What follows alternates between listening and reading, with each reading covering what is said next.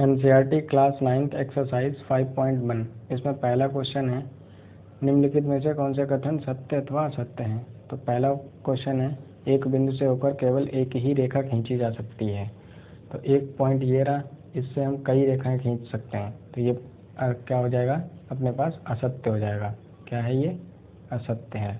दूसरा क्या दिया हुआ है, दो भिन्न बिंदुओं से होकर जाने वाली असंख्य रेखाएं होती हैं। दो भिन्न बिंदु ले लिए अपने, यहाँ से सिर्फ एक ही रेखा तो आप खींच सकते हैं, तो ये भी पॉइंट क्या हो जाएगा, असत्य हो जाएगा।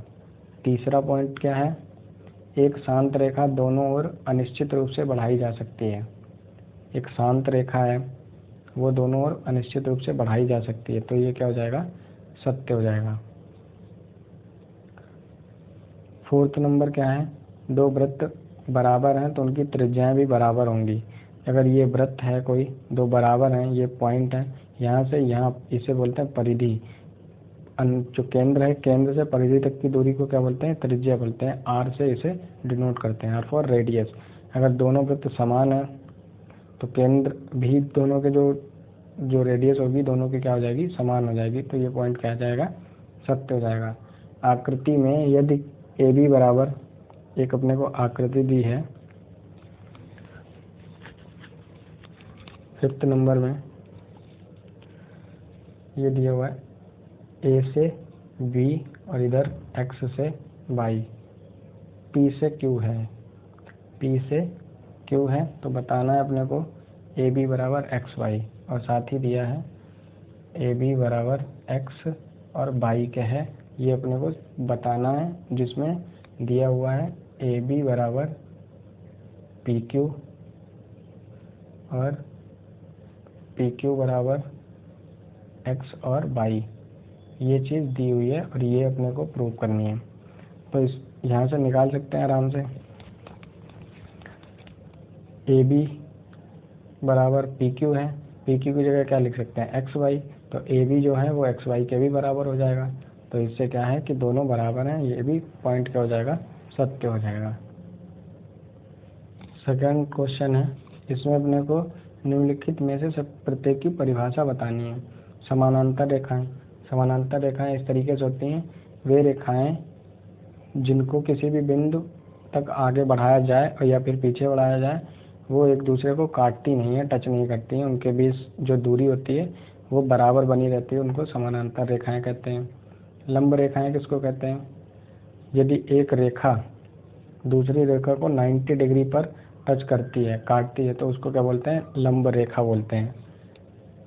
अगला पॉइंट क्या है, रेखाखंड। रेखाखंड किसको बोलते हैं, वह सीधी रेखा जो दोनों सिरे से, जैसे ये पूरी रेखा है, इसमें से अगर इस खंड को काट लिया जाए तो इसको क्या बोलेंगे, रेखाखंड बोलेंगे।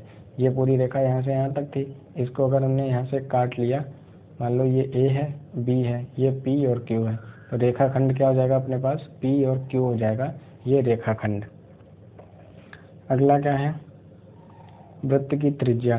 त्रिज्या किसको बोलते हैं, अभी बताया हमने, केंद्र से परिधि के तक की दूरी को त्रिज्या बोलते हैं। वर्ग क्या होता है, वर्ग जिसमें चारों भुजाएं बराबर होती हैं उसे क्या बोलते हैं, वर्ग कहते हैं। अगला थर्ड क्वेश्चन है, दी हुई अभिधारणाओं पर विचार कीजिए। दो बिंदु ए बी दिए रहने पर तीसरा बिंदु सी ऐसा विद्यमान है जो ए और बी के बीच स्थित है।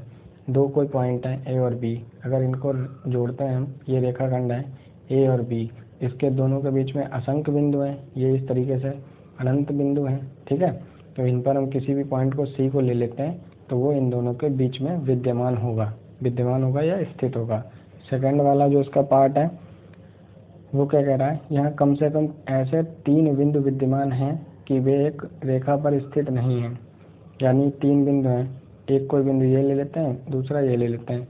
अगर 2 बिंदु हैं तो वो एक सीधी रेखा बनाते हैं, साथ ही उसका तीसरा बिंदु कोई है तो वो अलग, मतलब अब ये इनको एक साथ तो ऐड नहीं कर सकते, तो ये बिंदु अलग हो गया कोई। जैसे ए और बी है तो यहाँ पे सी बिंदु है, वो अलग है। क्या है, क्या लिख सकते हैं यहाँ पर, सी बिंदु अलग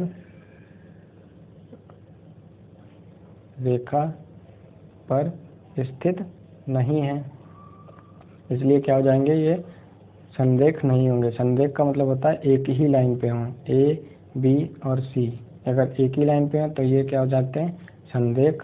और अभी ये अलग है तो ये संरेख नहीं है, यानी एक रेखा पर स्थित नहीं है। संरेख समझ आया, एक ही रेखा पर होते हैं तो उनको संरेख बोलते हैं, अलग अलग हैं तो उनको असंरेख या फिर एक रेखा पर स्थित नहीं है। यानी ए और बी है, उससे कोई पॉइंट सी है वो अलग रेखा से है तो वो असंरेख हो जाएगा। फोर्थ क्वेश्चन दिया है अपने पास, दो बिंदुओं ए और बी के बीच बिंदु सी ऐसा स्थित है कि ए सी बराबर बी सी है, तो सिद्ध कीजिए। अपनों को सिद्ध करना है ए सी बराबर हाफ ए बी, ये प्रूव करना है अपने को। ए सी बराबर बी सी, यानी ए और बी कोई दो बिंदु हैं, एक ये बिंदु है एक ये बिंदु है, इस पर कोई मान लेते हैं सी पॉइंट यहाँ पे स्थित है। ए सी बराबर क्या है, बी सी क्या है, तो ए से सी प्लस बी से सी, यानी यहाँ से यहाँ तक की दूरी और यहाँ से यहाँ तक की दूरी को हम क्या बोल सकते हैं, ए से बी बोल सकते हैं। पूरा ये किसके बराबर है, ए बी के बराबर है। तो ए सी जो ए सी है प्लस बी सी को भी ए सी लिख सकते हैं, बी सी बराबर ए सी दिया हुआ है अपने को बराबर ए बी, तो 2AC बराबर क्या आ जाएगा, ए बी। तो ए और निकालना क्या है अपने को, ए सी निकालना है, तो ए सी बराबर क्या आ जाएगा, 2 नीचे आ जाएगा ए बी बटे 2, यही तो प्रूव करना था अपने को। ए सी बराबर ए बी बटे 2, ए बी बटे 2, बस ये प्रूव हो गया। फिफ्थ नंबर क्वेश्चन है, सी रेखाखंड ए बी का एक मध्य बिंदु कहलाता है, सिद्ध कीजिए कि एक रेखाखंड का एक और केवल एक ही मध्य बिंदु होता है। जो फिफ्थ नंबर क्वेश्चन है इसमें मान लेते हैं कि सी और डी कोई रेखा है, रेखा खंड ए और बी के दो क्या हैं, मध्य बिंदु हैं, मध्य बिंदु हैं। ये रेखा है ए और बी, इसके सी और डी ये दो पॉइंट हैं, ये रेखाखंड ए बी है। तो यहाँ से क्या हो जाएगा, ए सी बराबर क्या हो जाएगा, हाफ ऑफ ए बी, क्योंकि अगर ये बी पॉइंट है जो मध्य बिंदु है तो ये ए सी बराबर क्या हो जाएगा, हाफ ऑफ ए बी हो जाएगा। अगर वही दूसरी पहली इक्वेशन ये, दूसरी इक्वेशन ए डी बराबर क्या लेंगे, हाफ ऑफ ए बी, ये भी इसके बराबर होगा, क्योंकि अगर डी पॉइंट को मध्य बिंदु लेते हैं तो हाफ ऑफ ए बी, अगर डी पॉइंट को मध्य बिंदु ले रहे हैं तो यहाँ पे ए डी, ए से डी पूरा रेखाखंड लिया, उसका मध्य बिंदु हाफ ऑफ ए बी होगा। और यहाँ से अगर सी को मध्य बिंदु ले रहे हैं तो ए सी बराबर हाफ ऑफ ए बी। अब यहाँ से ये डी होगा, अब दोनों ये बराबर हैं तो यहाँ से क्या कर सकते हैं, ए सी बराबर ए डी लिख सकते हैं, क्योंकि ये दोनों किसके बराबर हैं, ये भी इसके बराबर है ये भी इसके बराबर, इसका मतलब ए सी और ए डी दोनों क्या हैं, आपस में बराबर हैं। अगर ए सी और ए डी बराबर हैं तो इसका मतलब है जो बिंदु सी है, बिंदु सी और बिंदु क्या डी, वो क्या है, संपाती होंगे, यानी इसी पर स्थित होगा डी भी।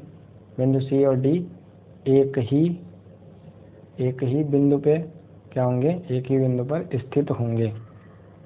यहाँ पर लिख देंगे हम, बिंदु सी और डी एक ही बिंदु पर स्थित होंगे, तभी ये ऐसा हो सकता है। तो इसलिए ए और कोई रेखाखंड है उसका केवल एक ही मध्य बिंदु होता है।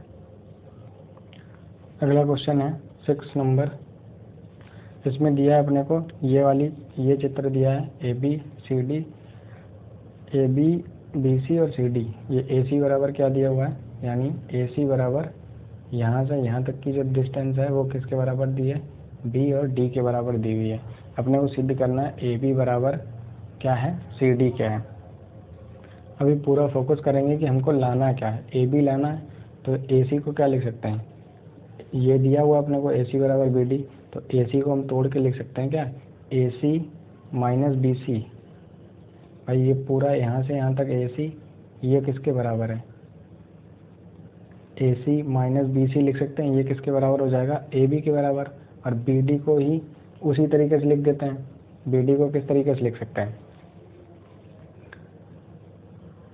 जो हो जाएगा बी और डी माइनस, अब लाना क्या, सी डी लाना है अपने को, तो माइनस कर देते हैं बी सी माइनस कर देते हैं तो सी डी आ जाएगा, तो ए बी बराबर सी डी। यहाँ से ये प्रूव हो गया।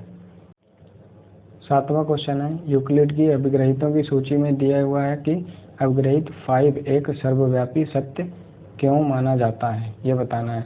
अभिग्रहित 5 क्या है, अभिग्रहित जो 5 है यूक्लिड की डिवीजन में, उसमें दिया गया है कि पूर्ण, जो पूर्ण होता है अपने अंश से बड़ा होता है। तो ये क्या है, सार्वभौमिक सत्य है, क्योंकि अगर पूर्ण है यहाँ से यहाँ तक, मान लो ए और बी है, कोई रेखा ए बी रेखा है कोई, ठीक है, इसका अगर कोई भी अंश निकालोगे आप, ए से मान लो सी, यहाँ पे पॉइंट है सी, फिर डी, फिर ई, एफ, ये पॉइंट है, ठीक है। अगर ए सी को निकालोगे तो ये ए बी से तो छोटा ही होगा, जो ए सी होगा वो ए बी से तो छोटा होगा, यानी कि जो पूर्ण है वो अपने अंश से बड़ा होता है। ये सार्वभौमिक सत्य है, ये क्या है, सत्य है।